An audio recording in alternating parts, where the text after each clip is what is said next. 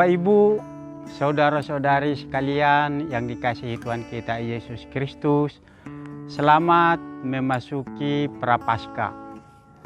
Di dalam Prapaskah ini kita biasanya selalu membuat pendalaman iman di lingkungan kita masing-masing, agar kita mengingat kembali sapaan Tuhan Yesus, agar nasihat-nasihat itu boleh mengingatkan kita agar kita selalu berbuat dan memperbaiki perilaku-perilaku kita. Hari ini dalam memasuki Prapaskah ini kita membawa salah satu renungan yang ditulis oleh Injil Lukas, yaitu Lukas 16 ayat 19 sampai dengan 31. Orang kaya dan Lazarus yang miskin. Ada seorang kaya yang selalu berpakaian jubah ungu dan halus. Setiap hari ia bersukaria dan kemewahan. Dan ada seorang pengemis bernama Lazarus, badannya penuh dengan borok, berbaring dekat pintu rumah orang kaya itu, dan ingin menghilangkan laparnya dengan apa yang jatuh dari meja orang kaya itu. Malahan anjing-anjing datang dan menjilat boroknya. Kemudian matilah orang miskin itu, lalu dibawa oleh malaikat-malaikat ke pangkuan Abraham. Orang kaya itu juga mati, lalu dikubur. Dan sementara ia menderita sengsara di alam maut, ia memandang ke atas dan dari jauh dilihatnya Abraham dan Lazarus duduk di pangkuannya. Lalu ia berseru, katanya, "Bapak Abraham, kasihinilah aku. Suruhlah Lazarus supaya ia mencelupkan ujung jarinya ke dalam air dan menyejukkan lidahku, sebab aku sangat kesakitan dalam nyala api ini." Tetapi Abraham berkata, "Anak, ingatlah bahwa engkau telah menerima segala yang baik sewaktu hidupmu, sedangkan Lazarus segala yang buruk.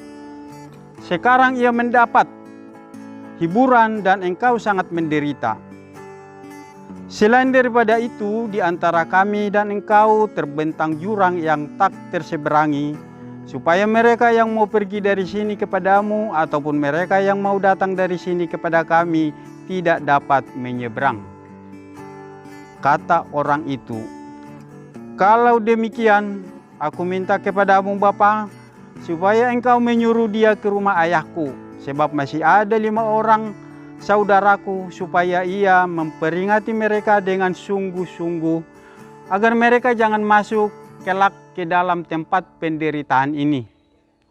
Tetapi kata Abraham, "Ada pada mereka kesaksian Musa dan para nabi. Baiklah mereka mendengarkan kesaksian itu." Jawab orang itu, "Tidak, Bapak Abraham, tetapi jika ada orang yang datang dari antara orang mati kepada mereka, mereka akan bertobat." Kata Abraham kepadanya, "Jika mereka tidak mendengarkan kesaksian Musa dan para nabi, mereka tidak juga akan mau diyakinkan, sekalipun oleh seorang yang bangkit dari antara orang mati." Demikianlah Injil Tuhan. Terpujilah Kristus. Bapak Ibu yang dikasihi Tuhan kita Yesus Kristus, kekayaan itu haruslah kita buat anugerah dan berkat juga bagi orang lain. Kita harus memberikan sebagian daripada kekayaan kita itu kepada orang-orang miskin.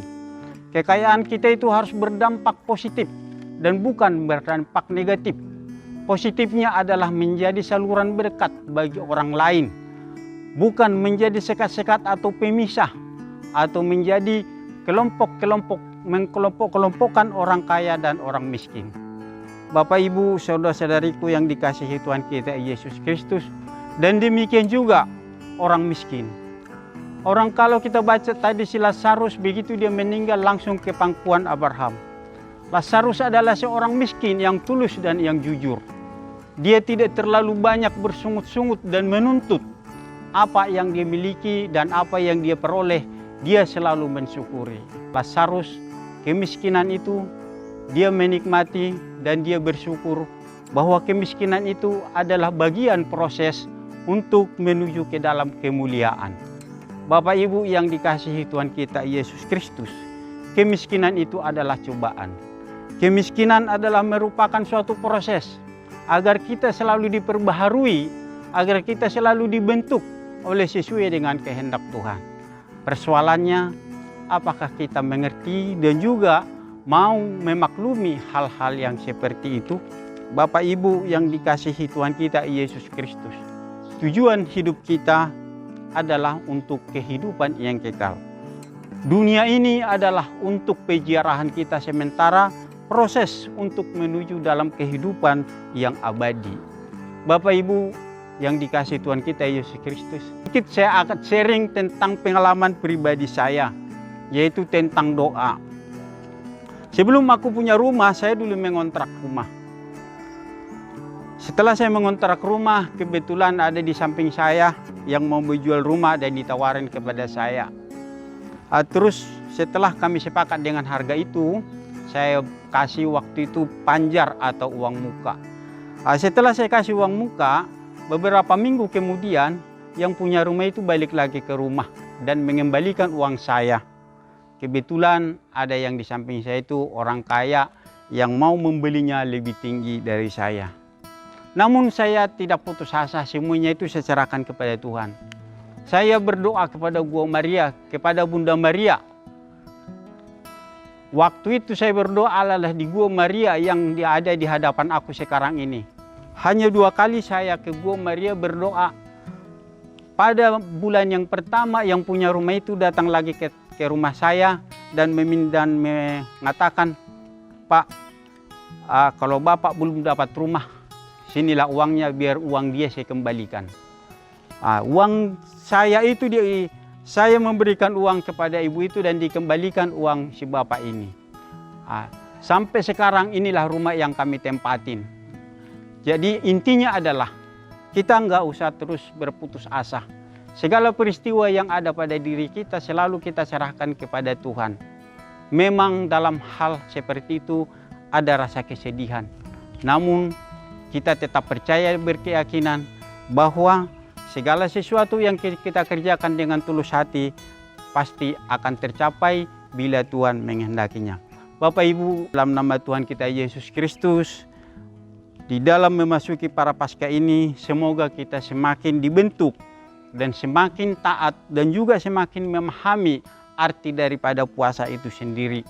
Puasa itu bukan sekedar hanya mengurangi makan, dan juga bukan untuk mengurangi biaya hidup, tetapi sekaligus bagaimana kita satu penderitaan, satu rasa dengan orang yang lebih beruntung dari kita, sehingga sebahagian dari kehidupan kita itu kita bagi dari mereka, bukan sebahagian dari kekayaan kita, agar kita sama-sama merasakan betapa rasanya orang yang berkekurangan dan juga betapa rasanya orang yang tidak sampai kenyang. Bapak Ibu, semoga renungan yang singkat ini menjadikan kita lebih dewasa lagi, lebih merefleksikan diri kita, lebih memahami kesalahan dan kekurangan kita. Kelak kita boleh memasuki hidup bersama dengan Abraham di kerajaan surga. Amin dan terima kasih.